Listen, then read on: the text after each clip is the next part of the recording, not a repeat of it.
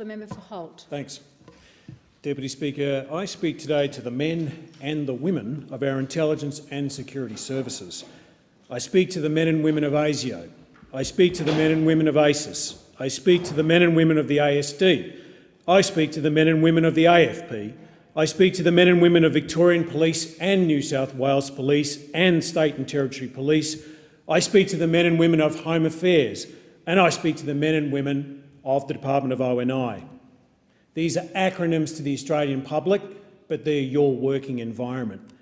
And I say to you, it must be frustrating for you as you labour day and night to keep Australians safe, to see what passes for political debate in our parliament today.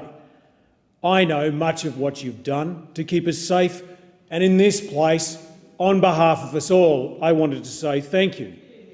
Recently, I canvassed with officers from the AFP and ASIO the circumstances of an attempt to blow up a plane of a major airline departing Sydney in July 2017.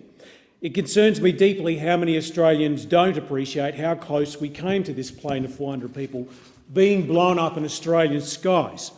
We were so close, so very close. Had that 9/11 style event occurred, our country as we know it would have been irrevocably changed. But for your work, we would have had a very significant follow-up attack which would have killed many Australians. Your work prevented that.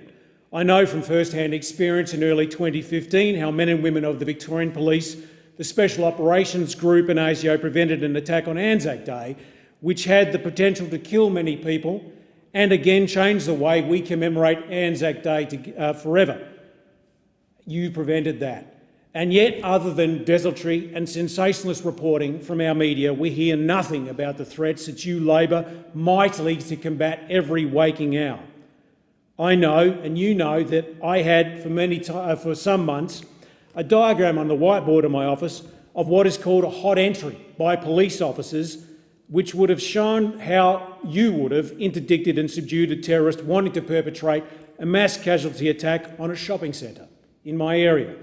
You also know that I met with a very brave Special Operations Group officer who'd had his hand shot off in an exchange which subdued and killed a terrorist in 2017 in Brighton. But for your labours, but for your work, many more Australians would have been harmed and killed. And yet, as I say, I've run short of time about what I wanted to say, but I'm here to say again on behalf of you all, even though you don't read about our thanks and our support for your efforts, you must know that our parliament and the people that represent you here support you and will continue to support you in your enduring efforts to keep our country safe. Hear, hear.